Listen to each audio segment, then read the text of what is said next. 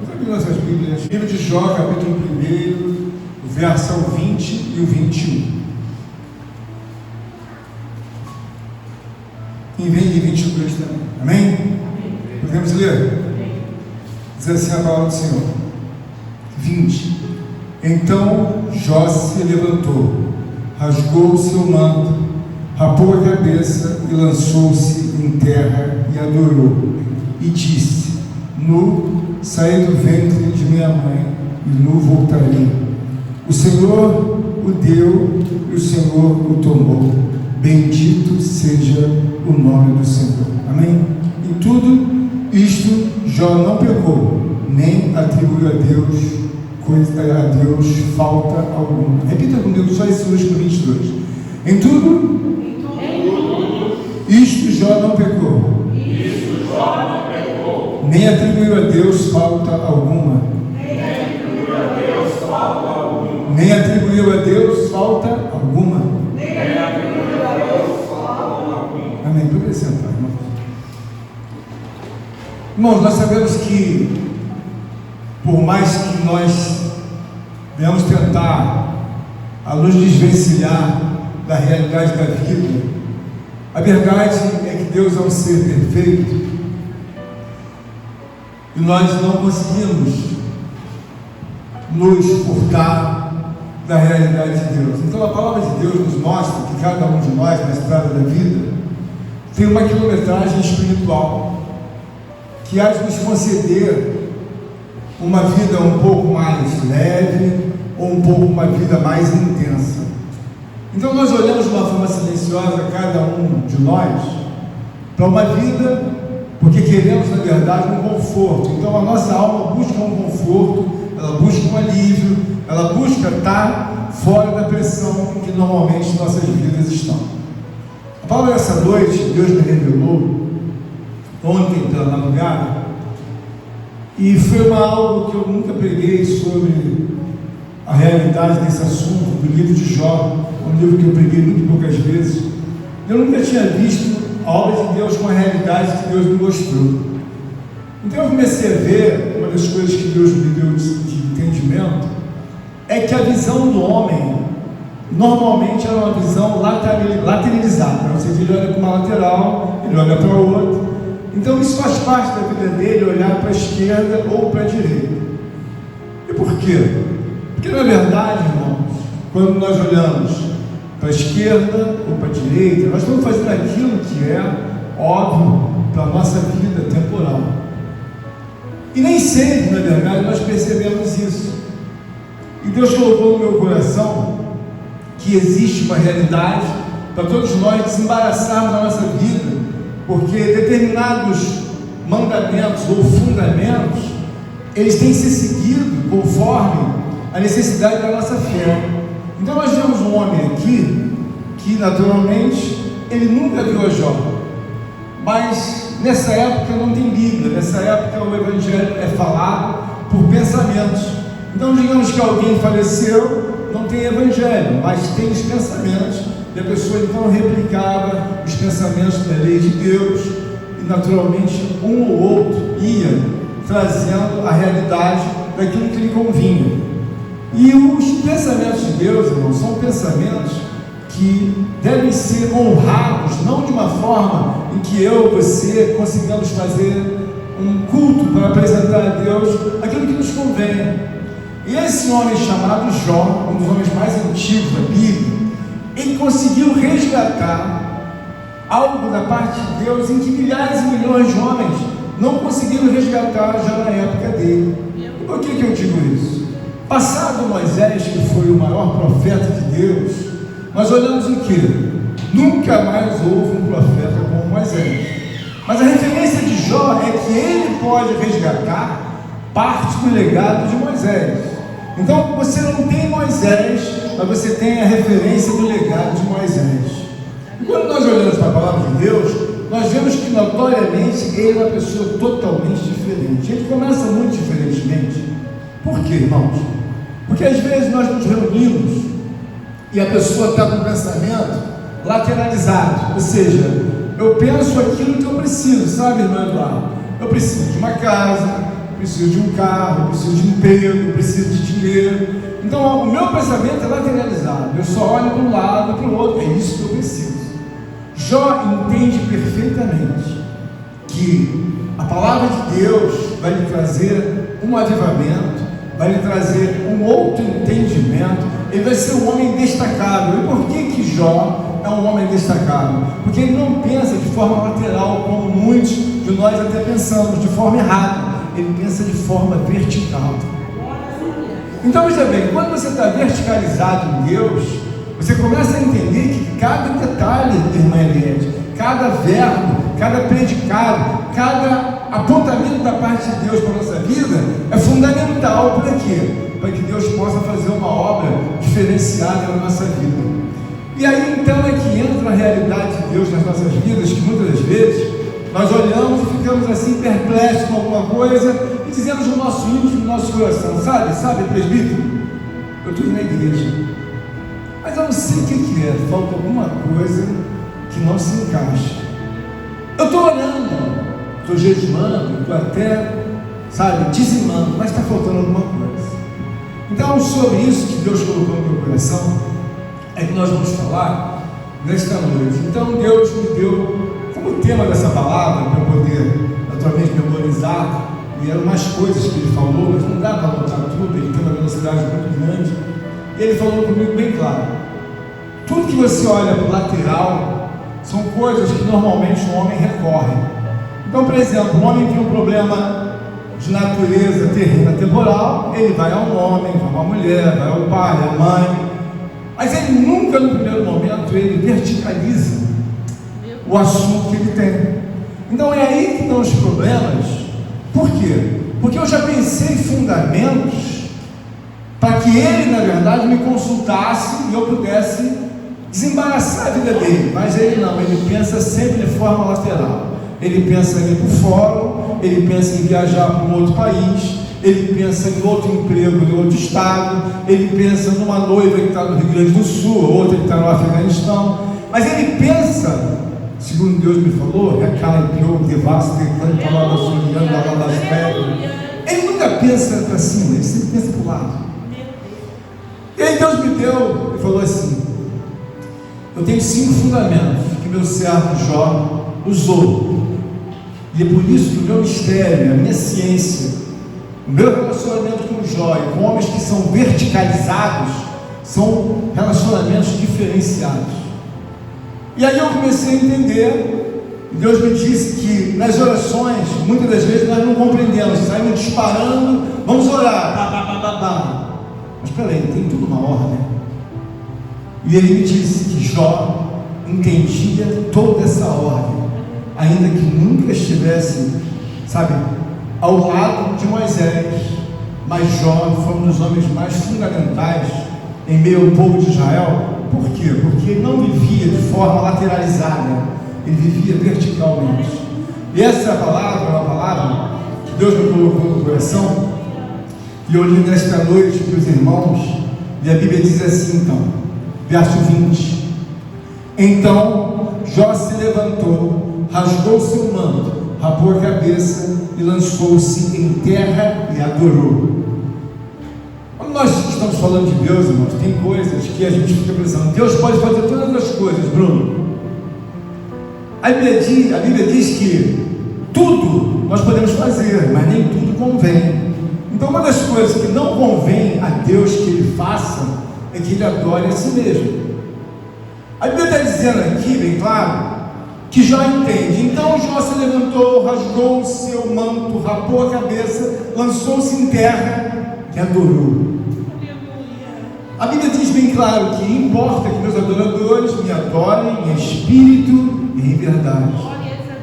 A adoração, irmãos, é algo que você tem que entender, que quando nós abrimos uma posição diante de Deus, de adorador, você tem que ser realmente adorador ou adoradora.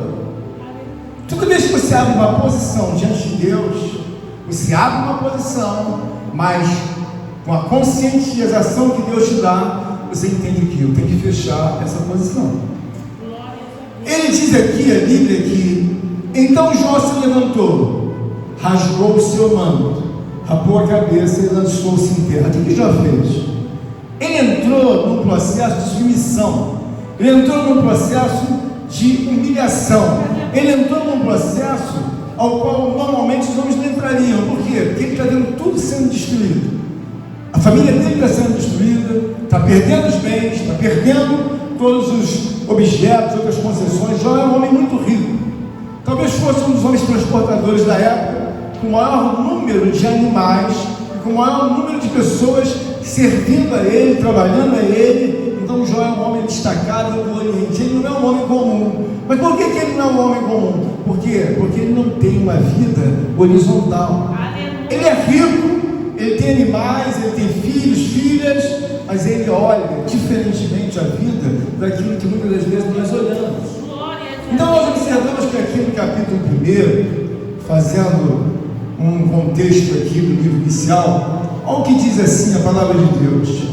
Olha o que ele pensava há milênios atrás, olha o pensamento de Jó. No verso 4 diz assim, 1:4: seus filhos iam às casas um dos outros e faziam banquetes, cada um por sua vez, e mandavam convidar as suas 3 irmãs a comerem e beberem com eles. Decorrido o turno de dias de seus banquetes, agora olha o que Jó faz: chamava Jó a seus filhos e os santificava. Oferecia holocausto segundo o número deles, pois dizia: talvez tenham pecado e os meus filhos me blasfemaram contra Deus, eu em seu coração. Assim fazia Jó continuamente. Mas o que Jó fazia? Ele entendia, irmãos, que existe uma lei que é do mundo invisível de Deus e que ela é muito mais sólida do que o mundo real. Só que tem que, para a gente, é preciso que nós vejamos, olhar e dizer: mas pastor, mas queria entender essa lei. Jó entende perfeitamente. Por quê? Porque um homem que tem a visão vertical, ele ganha um temor diferente dos homens que só olham para o lateral. Então, por exemplo, talvez a pessoa diga que a maior felicidade dela seja ela morar num dos países mais avançados, onde as pessoas ganhem bem, onde as pessoas têm um discurso que o mundo tem. Então Jó não tem o discurso que o mundo tem. Jó é um homem diferenciado, ele é verticalmente, ligado em Deus. Isso faz o quê? Pode colocar milhões de camelos, pode colocar milhões de gatos, eu estou ligado em quem? Em Deus, sempre em Deus. Eu não desligo. E isso, diferentemente, não acontece quando nós não temos uma intimidade com Deus e nem simpatia por Deus. Eu mesmo, no início do meu ministério, eu gostava de Deus, mas eu não tinha a adoração e a simpatia que eu tenho por Deus hoje. Hoje, eu entendo perfeitamente que os homens verticalizados são os homens mais nobres, irmã Flávia. Por quê? Porque eles não admitem oferecer para Deus aquilo que, na verdade, não é e nunca foi o que Deus espera de nós. Então, olhando para Deus, o que nós observamos? Ele é tão bom, irmãos anjos, que Ele nos deu inspiração para falar desse trabalho, dessa pregação. 5 fundamentos pensados e decididos pela mente soberana de Deus. 5 fundamentos pensados, elaborados, decididos pela mente de Deus, não é pela mente do homem. Então nós olhamos aqui e vamos ver que esses pensamentos foram onde Jó triunfou, navegou e se levou, elevado, foi a uma situação extraordinária, já no primeiro estágio da vida e depois também no segundo. Então o primeiro fundamento que Deus me colocou no meu coração, ele é um mandamento. Não é uma coisa que você tem que optar em fazer, porque muitas das vezes nós até adoramos a Deus na igreja, mas em casa de saída nós não adoramos a Deus. Nós fazemos uma oração e aceleramos em direção a essa oração. Então, o primeiro fundamento que Deus me deu foi uma lei. Isso é uma lei, não é você começar e falar meia dúzia de glorificação. Isso não é adoração. Adoração é você mergulhar, entender a grandeza de um Deus que se estendeu naturalmente a Moisés e agora está se estendendo à vida de Jó. Jó entende que Deus pode ser encontrado em qualquer lugar. Então, qual é o primeiro fundamento? Amarás ao Senhor teu Deus de todo o teu coração, de toda a tua alma, de toda a tua força, de todo o teu entendimento. Mas não é falar glória a Deus, aleluia. Isso não tem nada a ver com amar a Deus. Não é você dizer glorificado seja o teu nome, isso é adorar. Mas você pensar, você meditar em Deus. Esse homem chamado Jó, ele tem esse entendimento. Então ele passa 1 hora, 2 horas, 3 horas, 4 horas. Onde ele aprendeu isso? Com Ezequiel, com a lei que vai transcrevendo de um pensamento para outro. E quando chega uma situação em que ele sabe que precisa fazer, o que você vai fazer, Jó? Vou adorar a Deus.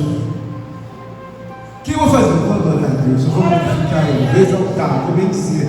Porque ele sabe que Deus é uma pessoa extraordinariamente magnífica, uma pessoa, irmãos, que você, com amizade com ela, intrínseca, ele nunca vai te fazer no mal, ele vai te fazer aquilo que é necessário, porque, na verdade, alguns momentos da nossa vida não são corrigíveis com uma conversa, não são corrigíveis, e vou te chamar a atenção, e aí acontece alguma coisa, nossa, isso eu queria que acontecesse na minha vida, mas tem que acontecer, por quê, irmãos?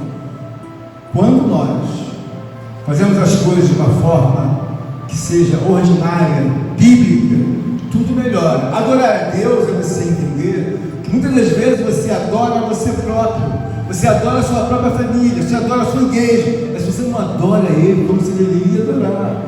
Uma pessoa fantástica, magnífica, e que abre portas, abre janelas, uma pessoa que te dá autoridade, compartilha contigo uma vida. A Bíblia diz que nós viveremos uma vida melhor quando nós obedecemos a Deus, quando temos amor a Deus e gratidão a Deus. Por quê? Porque você começa a temer a Deus, você começa a ver que muitos homens foram dormir, muitas mulheres, e aí qual é o óbvio? O óbvio vai acontecer e vamos acordar de manhã. A pessoa pensa, bom, é óbvio? É. Mas a pessoa não acorda. Meu Deus. Óbvio, uma criança nova viver. De manhã você vê uma criança. Mas nem sempre isso é óbvio para Deus. Por quê?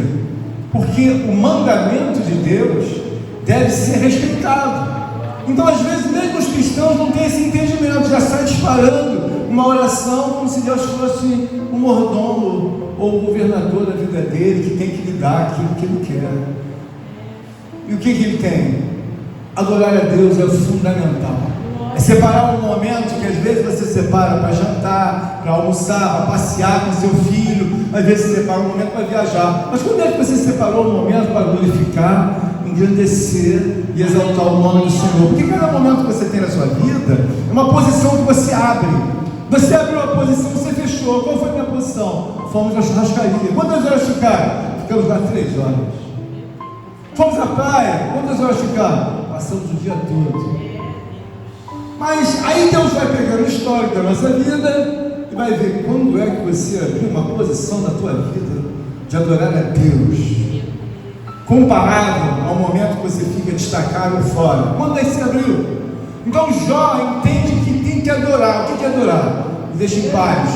Vou passar o dia inteiro adorando Ele, glorificando Ele, exaltando Ele. Mas o que eu vou falar? Você não tem que falar, você tem que meditar. Porque quando você vê quilômetros e quilômetros de mares, de oceanos, de montanhas, você vê animais fantásticos, você vê geleiras, vê vulcões, você vê relâmpago, vê trovão, você fala assim, quem é essa pessoa?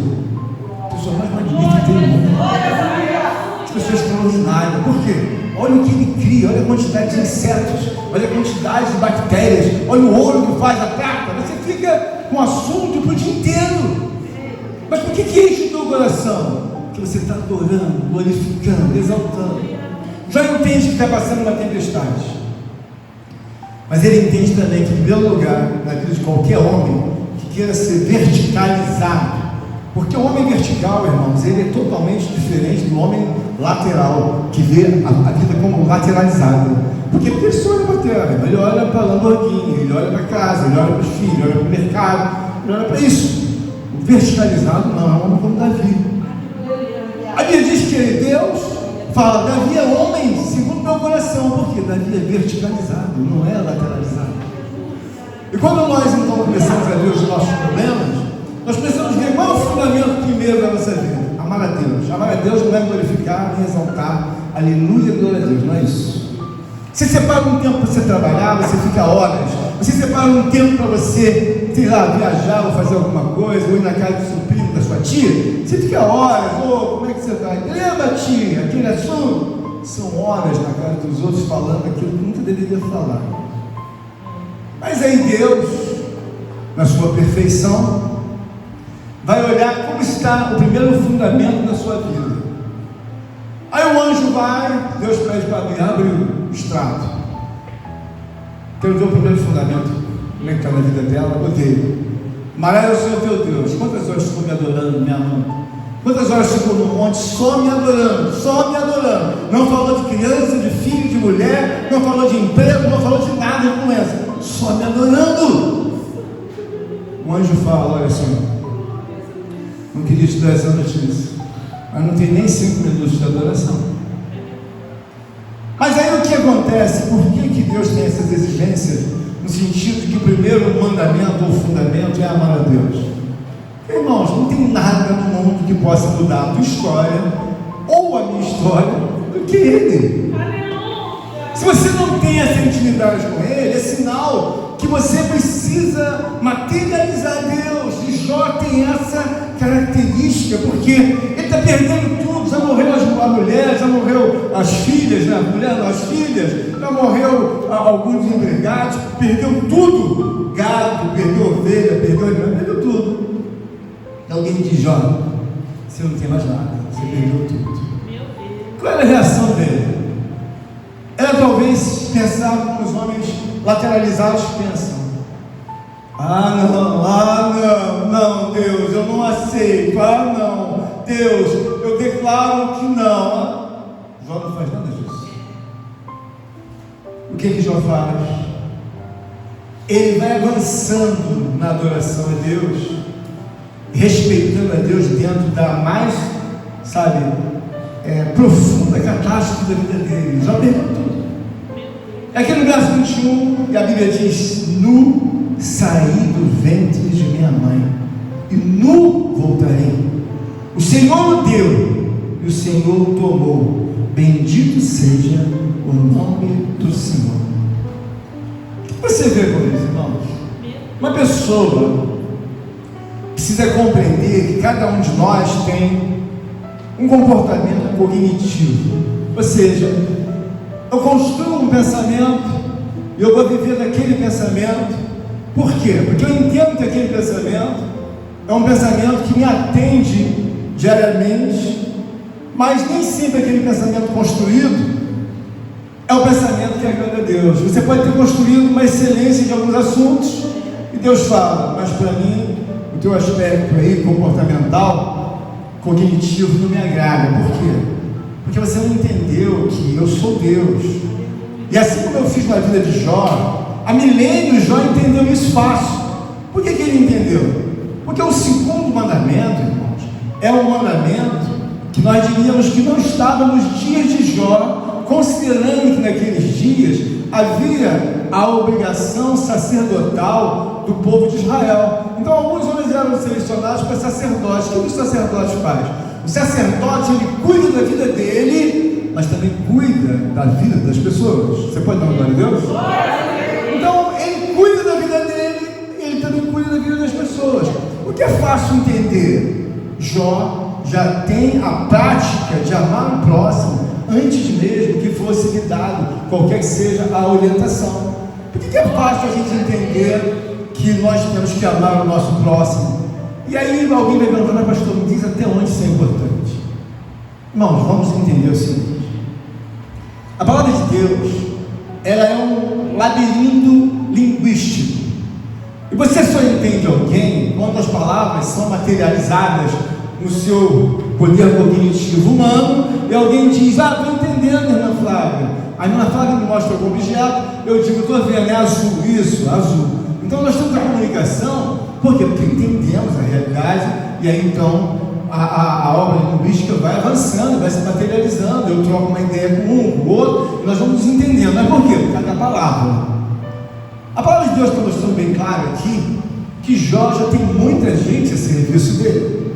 Jó já tem uma ajuda que ele dá aos filhos, porque é notório que os filhos pensem de uma maneira lateralizada. Então os filhos estão pensando como nós aqui, muitos contemporâneos pensam: o que tem que fazer? Tem que festejar a festa da criança todo mês. Eu nunca nem sabia disso, a irmã Rosa que me explicou isso.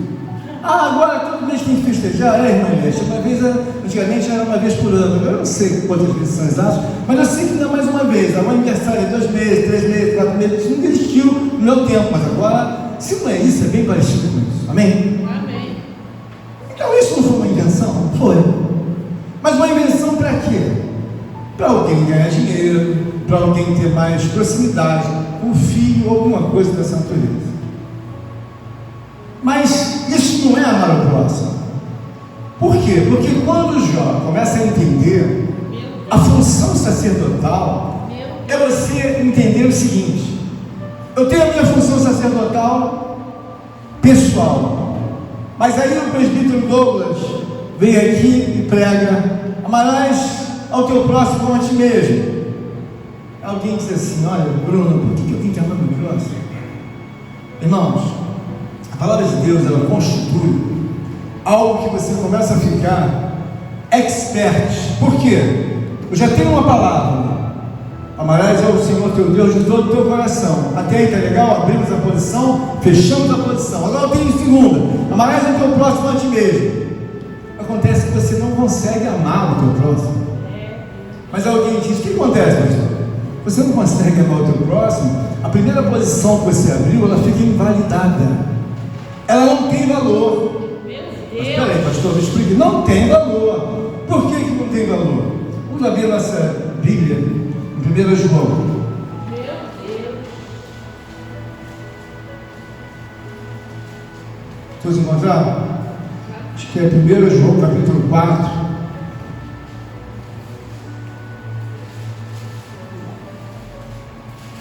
Deixa eu ver aqui, irmãos, capítulo 4. Capítulo 4, encontraram?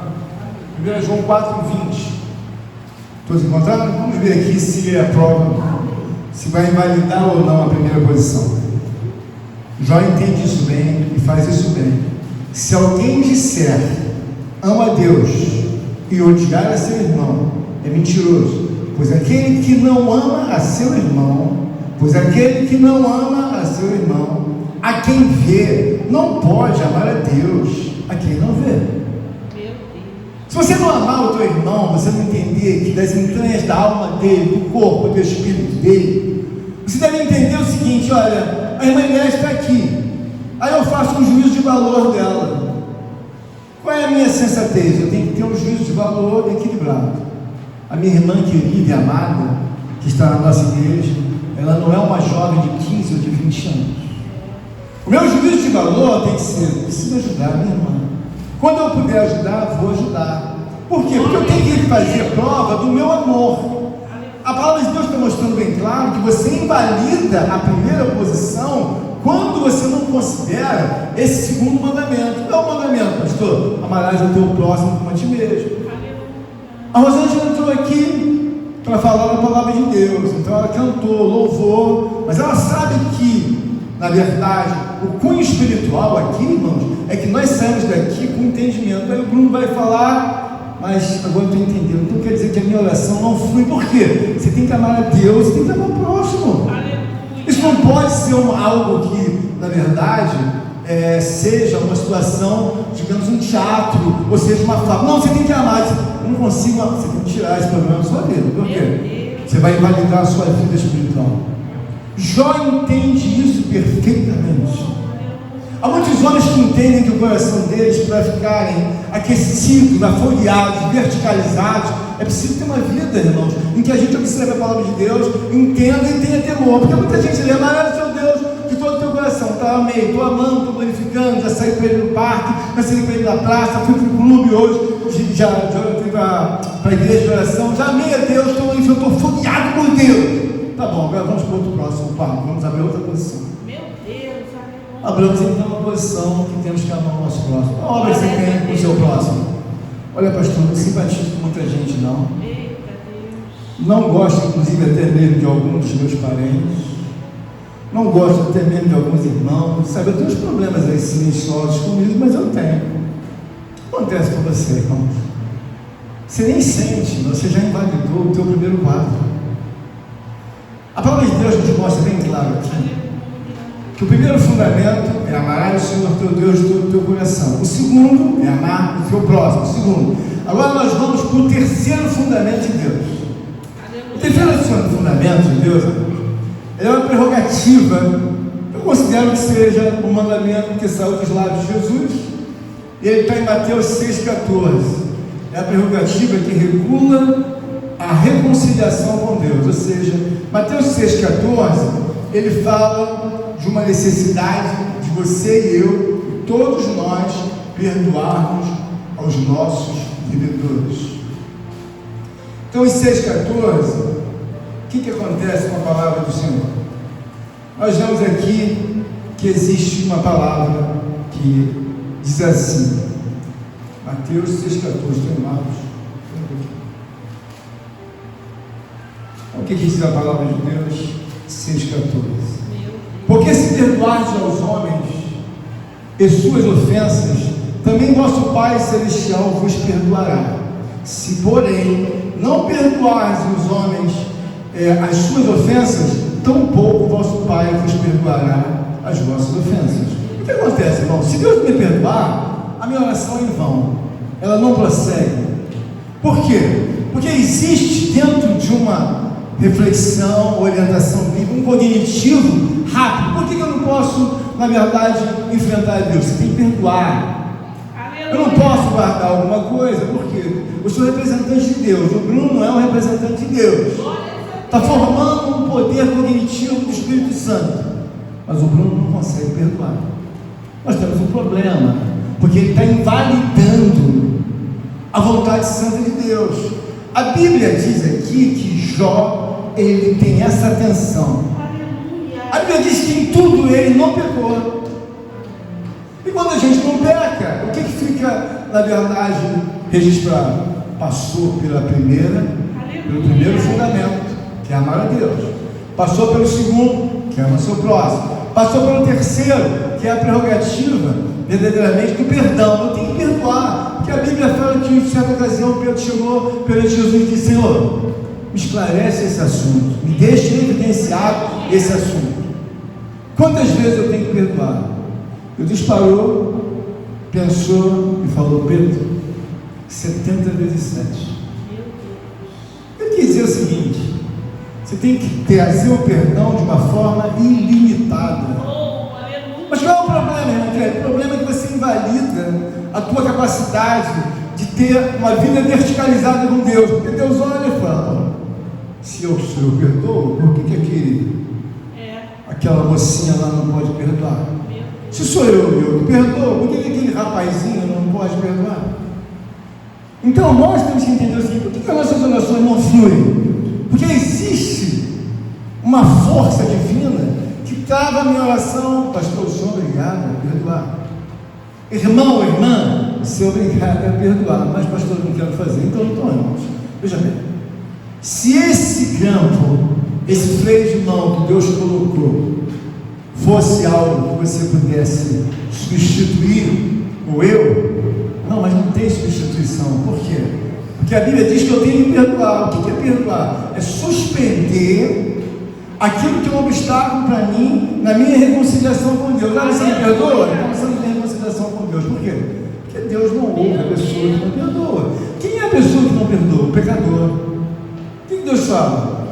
Deus não ouve a oração do pecador. Por que Deus não ouve a oração do pecador? Porque pecador não perdoa. O pecador tem um coração tão duro que ele quer dar o troco na mesma moeda que ele recebeu. Alguém deu, digamos, um chapéu nele, deixou de me pagar 300 reais. O que ele quer fazer? Ah, vou pegar ele, vou fazer isso, vou bater nele, vou bater nela. Porque ele não perdoa. Mas se nós somos diferenciados do pecador, nós temos que perdoar. Por quê? Porque quando eu morrer, eu não vou fazer uso dos 300 reais.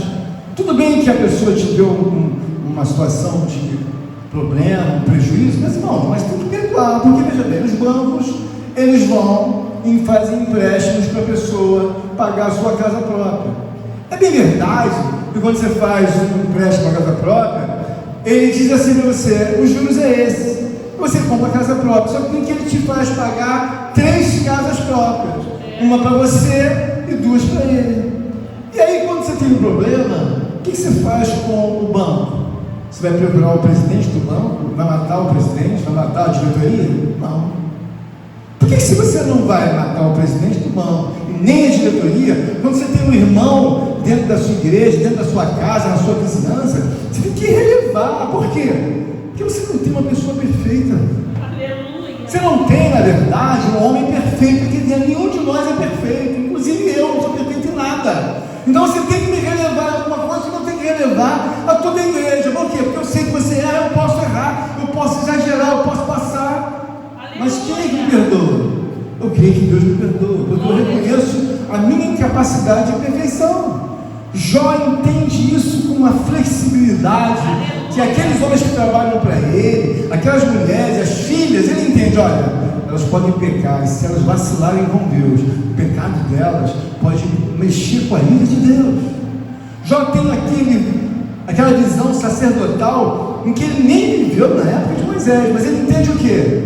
É a obrigação de cada um. Por exemplo, eu sou sacerdote da minha vida, Bruno não é sacerdote da vida dele, mas Bruno é mais novo que eu. Qual é a razão entre nós de valor de juízo? O pastor tem que orientar o Bruno, mas o Bruno tem que ter entendimento de cada coisa que nós fazemos, ela é bíblica. Por exemplo, o Jó entende, os meus filhos são mais novos, os meus funcionários também podem cometer algum erro. Você não vê Jó revoltado em querer dar fim na vida dos funcionários dele. Tem milhares de funcionários, segundo a palavra de Deus. Ele é rico. Naquele momento não existe carro, mas existem os animais que são a transportadora de Jó. Quantos animais eles têm, Elias? Jó deve ter pelo menos 12 mil aí. Camelos, usa camelo cruzando todo o Oriente, porque Jó é uma pessoa que Deus abençoou desde o primeiro ano, que ele notou o seguinte: fazer juízo de valor todo de hoje. Por quê? Eu vou orar a Deus pela madrugada. Observa bem aqui o que está escrito no livro de Jó, para você entender que ele é um homem riquíssimo, mas ele não vacila no modus operandi da vida dele, sabe? Olha o que tem aqui na palavra de Deus. Ele, na verdade, olha o que diz a palavra: 5, decorrido o turno de dia de seus banquetes, chamava Jó a seus filhos e os santificava. Agora a segunda parte: levantava-se de madrugada e oferecia holocaustos segundo o número de todos eles, pois dizia, olha o que ele dizia: talvez tenham pecado os meus filhos e blasfemado contra Deus em seu coração. Assim fazia Jó continuamente. Irmãos, o que nós temos que entender é o seguinte: nós somos pessoas que temos capacidade de ter uma força cognitiva sempre maior do que os que pensam de forma lateralizada, sempre. Aleluia. Mas o grande problema é que nós precisamos entender onde que eu falho, irmão Eduardo, onde que eu falho? A minha falha, irmãos, está em entender o seguinte: eu sei que eu tenho que amar a Deus, meu amor por Deus não é esse amor. Eu nunca fiquei 1 hora, 2 horas no quarto, irmã, o que eu vou fazer? Eu só adorar a Deus. Não quero um assunto de meu tio, da minha tia, da minha mãe. Não, é só adorar a Deus. Quando é que o homem faz isso? Nunca. Aí ele inviabiliza um mandamento de Deus. Mas por que isso é importante? É o primeiro mandamento. Jó tira de letra: amar a Deus. Vai fazer o que, Jó? Vou amar a Deus, vou adorar a Deus. O que você vai? Vou adorar a Deus. Mas ele não mistura que vai orar pelo tio, pela avó, pela mãe. Não vai fazer isso. Vai adorar a Deus. Quantas vezes você tem um compromisso em que você faz horas e horas, tá? E o que é isso? Eu gosto, né, pastor? Eu estou, andando de kart agora, pelo menos 2 horas por dia, estou correndo 2 horas, estou indo para a academia, ficando 3 horas lá. A pessoa tem tempo para tudo, irmãos. Mas a vida da pessoa não é verticalizada. A pastora, eu trabalho. Meu irmão, tudo bem, você trabalha, mas você não vai na academia. Você trabalha, mas você não vai lá no restaurante comer. Você trabalha, mas não vai na casa da sua avó, do seu tio, você não vai viajar. Por que você não tem tempo de adorar a Deus? Então, o nosso erro é, às vezes, não entender que Deus está entendendo a minha vida e a tua vida mais do que nós possamos imaginar. Às vezes você está quietinho, eu quietinho, você fala assim: eu não nasci para isso, não. Eu nasci para o meu destino, é esse mesmo, sabe? Eu não tenho que sofrer, não, irmãos. Deus não trouxe sofrimento para ninguém. A gente paga porque o trânsito dos quilômetros espirituais, ele flui para cima. Aleluia. Mas por que, pastor, flui para cima? A Bíblia diz que nós devemos pensar nas coisas que são do alto. Se eu penso nas coisas que são do alto, eu tenho que pensar nas coisas que são de Deus. Ajuntar tesouro aonde? Não ajunteis tesouro na terra, aonde a traça, a ferrugem, o ladrão vem para comer. Onde Jó está juntando tesouro? Lá no céu. Eu preciso ser conhecido dele. Eu preciso obedecer aos fundamentos dele. Eu preciso ter entendimento de Deus. Porque, também, às vezes vem na igreja e às vezes você está cometendo algo que você não consegue entender. Por exemplo, o quarto fundamento é uma prerrogativa que Deus fala da prova de fé. O que Deus está salientando para nós? Olha, a fé sem obras é morta. O que Ele está querendo dizer? Olha, se você tiver uma fé que você diz ter, mas você não tem obras, eu vou invalidar a tua fé. Meu Deus. Por quê? Mas Deus, eu vou invalidar, porque a fé sem obras é morta. Se eu não tenho alguém para dar prova da existência de Deus, se eu não tenho alguém para dar prova do poder de Deus, do Evangelho de Deus, aquela obra é morta. Então está invalidado o quê? A minha vida, porque eu preciso ter obras. O que é obras, pastor? Eu preciso dar prova de que eu amo a Deus. Então o Bruno está aí, um dia vão chamar o Bruno para evangelizar, ele mais preparado. Aí o Bruno vai dizer, menino, pastor, não quero ir não, Bruno. Você precisa dar prova da sua vida com Deus. Nós vamos fazer o evangelho, se a pessoa vai aceitar Cristo ou não, não é problema nosso. Mas nós temos que dar prova. Ô Bruno, hoje tem dia do monte, você vai? Bruno, você precisa adorar a Deus. Você precisa amar a Deus. Bruno, Deus precisa ser materializado na sua vida, até você gostar dele, enquanto você não vê hoje, mas uma hora você vai materializar Deus, ele vai passar do teu lado e vai fazer.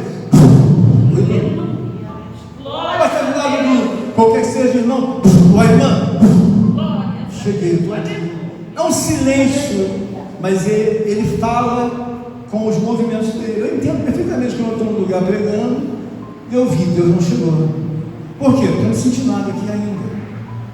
Ontem Deus falou gloriosamente comigo sobre essa revelação, e hoje de manhã não falou nada. Eu amanheci como uma pessoa normal, que eu às vezes acho até diferente, sempre Deus me fala alguma coisa. Eu fiquei até meio assim, falei, hoje não veio falar nada comigo. Por quê? Porque eu não acordei agora, não vi nada, não dormi a noite toda, ninguém falou nada comigo. O quarto fundamento é a prova de fé. Por que isso é importante, irmãos? Quando você tem um fundamento, que é uma prerrogativa de Deus, você pode colocar em cadeia ou em efeito dominó a anulação de tudo aquilo que você faz ou faz. Por quê? A Bíblia diz que você tem que fazer prova da sua fé. A fé sem obras é morta, mulheres. Mas aí Deus pega o extrato das mulheres. Quanto tempo ela está na igreja? Ah, já tem tempo. Essa senhora já está há um tempo na igreja. Quantos cultos ela já fez? Aí está falando a história da vida das mulheres. Quantas obras ela faz? Ele começa a ver, ela tem hábito de frequentar os cultos fora, tem hábito de ir no monte, então ela tem obras. Ela tem hábito de falar de Deus fora, então ela tem obras. E o que isso é importante? Porque eu não quero que Deus invalide o meu currículo, eu não quero. Mas aí o que eu vou fazer? A fé sem obras é morta. Mas o que quer dizer isso? A fé que não é levada a provas, ela é morta. Porque você pode acreditar e ver que quando Jesus morreu, ele foi levado para fora da igreja, como prova de que ele morreu lá fora. Jesus não morreu dentro da igreja aqui, pegaram ele, não, ele vai morrer lá fora. Por que ele morreu lá fora? Como prova de que ele foi crucificado, como esperavam a própria palavra de Deus e todas as profecias. Ele seria crucificado e foi crucificado. Então houve provas que ele morreu lá fora. Quando você é batizado, por que ninguém é batizado, o certo, lá no Rio? Aquilo é a prova de que você aceitou a Cristo na frente de todo mundo. Então todos viram, eu me lembro do dia em que nós batizamos o irmão A, o irmão B, ou a irmã, eu lembro, por quê? Ela estava lá batizada, eu lembro dela. Serviu de quê? De um testemunho público. Então, qual é a prova que serviu que ela foi batizada? Eu vi ela sendo batizada, eu vi o outro irmão sendo batizado, então eu tenho prova. Aqui na palavra de Deus, você começa a entender que Jó, ele tem uma velocidade de entendimento, muito assim, aquém daquilo que nós possamos entender. Então ele vai construindo um cognitivo de que ele vai lembrar, olha, Moisés foi assim, os outros profetas foram assim, então eu preciso ser um homem vertical. O que eu faço? Não quero nem saber se eu estou com sono, mexi com boi a noite, a manhã toda, mexi com gado, com camelo, com ovelha, mexi com tudo, e daí? E daí que eu preciso ser um homem vertical. Deus está nos dando graça para compreender, porque muitas coisas você não entende. E eu vejo Deus assim como uma pessoa de um efeito multiplicador. Você ser verticalizado, irmãos, mulher, homem, é você entender que Deus vai multiplicar o que há na sua vida. Jó é um homem que tem uma reputação diante de Deus, em que o próprio Deus fala, homem íntegro, reto e temente a Deus. O que isso garante a Jó? Tudo que Deus dá a ele, Deus dá, pode dar. Por quê? Jó não se apega a isso. Posso dar? Vou dar o dobro para ele. Então Jó passa uma prova violenta, em que todos olham para ele, Jó, não é dele que pensa de forma lateralizada. Ela diz assim, por que você não amaldiçoa esse teu Deus e morre? A mulher de Jó não pensa de forma vertical. E às vezes na igreja nós pensamos de forma muito lateral. É a forma errada. Quando eu olho para Moisés, eu vejo Moisés falando com Deus face a face. Moisés pensa assim, Moisés não pensa assim no horizontal, pensa assim, é do lado que vem meu socorro, é de lá que vem meu socorro, é de lá, do alto, não é daqui, é de lá. Então Deus está nos ensinando, com o modelo de Jó, a entender até onde isso é importante. Irmão Eduardo, até onde isso é importante, meu Flávio? Irmãos, entenda bem, os fundamentos, eles já foram dados. Agora cabe a você, entender o fundamento da maneira que tem que ser. Porque, por exemplo, o quinto fundamento é operai a vossa salvação. É uma prerrogativa de Deus, em que o próprio Evangelho nos fala que nós devemos remeter a responsabilidade nossa pessoal, da família, da fé. Então eu tenho que operar a minha salvação. Eu tenho que operar a minha salvação. Olha, a irmã Viviane não veio hoje. Mas quando não veio a irmã Viviane, não veio o marido dela, não veio os filhos dela, não vieram hoje. O José não veio hoje. Se eu tenho que operar a minha salvação e simultaneamente eu tenho a responsabilidade de ser um sacerdote na minha vida, se eu sou um sacerdote, eu tenho que prestar um serviço ao meu próximo. Agora, se eu na verdade, olha, só penso em mim, só penso no meu prato, no meu umbigo, Deus fala, você não é sacerdote. Por que eu não sou? Porque um sacerdote original, ele pensa nele e pensa nos outros. Mas pastor, não, você não é sacerdote se você pensar assim como você quer pensar. A Bíblia diz que Jesus é um sumo sacerdote. Jesus pensa em quem? Nele e em todos os que Deus deu a ele. Olha, se Jesus pensa como um sumo sacerdote, se Deus pensa como um sumo sacerdote, mas peraí, pastor, onde Deus pensa como sumo sacerdote? A Bíblia diz que Deus amou o mundo de tal maneira que deu o seu único filho para que todo aquele que nele cresce não pereça, mas tenha vida eterna. O que ele pensou? Ele pensou de uma forma coletiva. Aleluia. É um erro muito grande da igreja, na nossa vida, pensar de forma pessoal, isolada, unitária. Por quê? Porque quando você chega e vai orar, o anjo fala assim, passa a espada para ver se está no primeiro fundamento. Não, no primeiro fundamento eu vi que está. Passa aí a régua, verifica se a radiação do segundo fundamento está dentro dos preceitos do Senhor. Ele vai analisar, irmão, se você ama o irmão, se você não ama. Porque é muito fácil, irmão, eu vir aqui pregar e fazer alguma coisa que na verdade são palavras. Eu não gosto de palavras, eu não gosto, eu prego, mas eu não gosto muito de palavras. Por quê? Porque eu acho que o que vem diante de Deus é a materialização. Então quando você começa a ficar preocupado com isso, você começa a entender o que? O conjunto probatório bíblico, ele registra coisas que são extraordinárias e magníficas. Por exemplo, Moisés morreu. Quantos dias foi de choro? 30 dias de choro, 33 dias do povo de Israel lamentando pela volta de Moisés. Você lembra de Moisés? Meu Deus! Você lembra do poder que Moisés tinha na oração? Você lembra que Deus descia para falar com Moisés? Nós ficamos com medo, e ali vimos Deus falando com Moisés, falando: Moisés, tira ele daqui, ele vai te matar, tira ele, Moisés. Moisés morreu, foi sepultado. Os contemporâneos nunca mais esqueceram dele. E alguém vai dizer: mas por quê? Nunca houve um profeta como Moisés. Nunca houve. Houveram outros homens.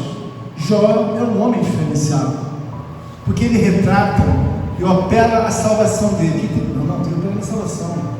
Abriu uma posição hoje de adorar a Deus de manhã. Abriu, Jó? Abri.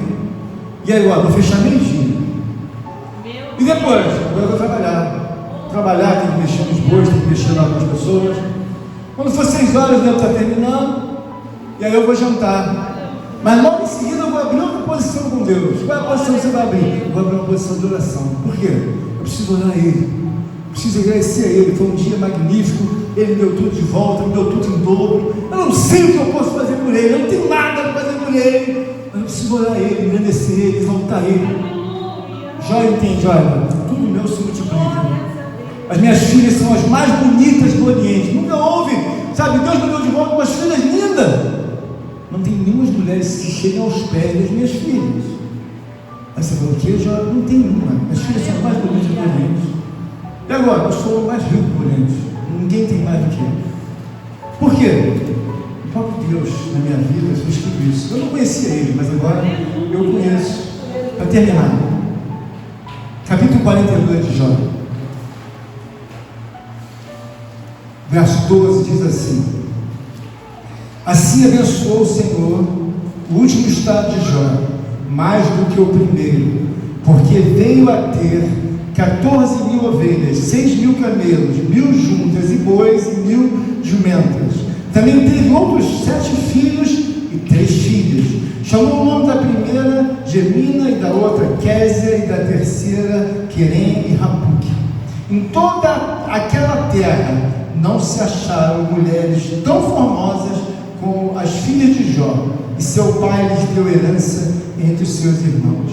Depois disso, viveu Jó 140 anos, e viu seus filhos e filhos, e os filhos de seus filhos, até a 4ª geração. Então morreu Jó, velho e farto de dias.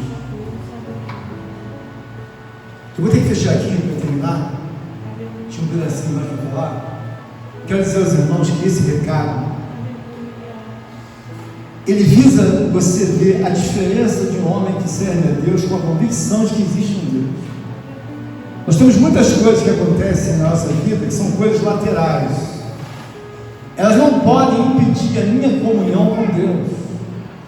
A hora que você entender por que às vezes a gente fala de uma forma mais afeiçoada, mais aficionada, é para você entender o seguinte: se você continuar pensando de forma lateralizada, o mundo que Deus experimentou dos santos é de forma vertical. Pastor, o que é isso? Eles estão sempre ligados em Deus. Eu não preciso trabalhar 10 horas por dia para pagar minhas contas. Não vou precisar. Por quê? Se eu tenho fé que Deus multiplica o que eu tenho, eu não preciso trabalhar 10 horas. Eu preciso fazer uma posição. Abre posição hoje, irmão. Abri de manhã, comecei a orar às 7, fechei às 8. Abriu a posição hoje, amaram o próximo, preparou alguma coisa para alguém, tem algum irmão que está com uma falta. Olha, eu vou levar um sapatinho para a filha da minha irmã lá, parece que ela está precisando. Abriu a posição lá para levar pelo menos uma caixa de bombom para o irmão, irmão, não tem irmão para isso não. O que eu estou querendo dizer é que você não vai comprar ninguém com objetos. Mas às vezes na vida da gente, a gente tem que abrir posição. Algumas coisas que aconteceram já comigo, eu tenho algumas posições abertas, eu preciso fechá-las. Então, por exemplo, se eu olho para o Osmar, eu tenho posição aberta com ele, com a Kelly. Eu preciso fechar. Eles nem sabem o que é que eu estou falando, mas eu vou fechar. Se eu tenho posição, por exemplo, com o José aberta, eu tenho que fechar. O que eu tenho que fazer? Alguma coisa que eu fiz, bom, tem que fechar, vamos fechar. Se eu olho para a irmã Rosa e vejo que a minha posição está aberta, está aberta, tem que fechar. Tudo que você abre, você tem que fechar. Quando você vai no mercado, você compra um biscoito. Qual é a hora? Tem que pagar. Quando você vai na casa de uma pessoa visitar, qual é o óbvio você? Olha, a irmã não tem uma situação muito boa. O óbvio é você passar na padaria, você comprar um salgadinho, comprar uma Coca-Cola. O óbvio é isso. Abriu, fechou. Abriu, fechou. Meu estresse. Porque senão a tua oração fica em aberto. Que Deus nos abençoe as palmas do homem.